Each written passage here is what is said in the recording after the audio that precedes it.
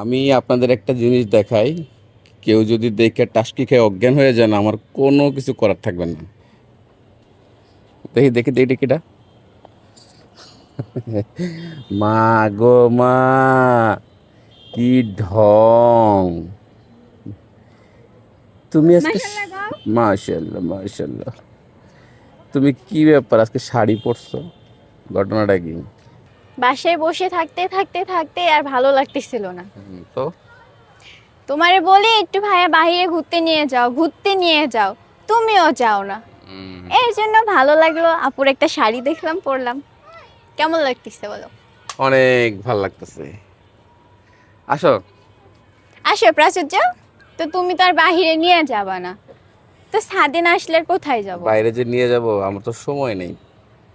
ও বেটা, আপনারা ও দুই তুমি নিজে নিজে ঘুরতে পারো, কি সুন্দর বাইক নিয়ে একা একা ঘুরতেছো। আমার বেলায়, আপুর বেলায় সময় নাই। না, আপনারা দুই বোনে যে চাপের উপরে রাখছেন আমাকে, তো সে ঘোরার টাইম কই? তুমি না বাবা হইছো, তো তাইলে চাপের পর থাকবা না? হ্যাঁ, সেটাই তো।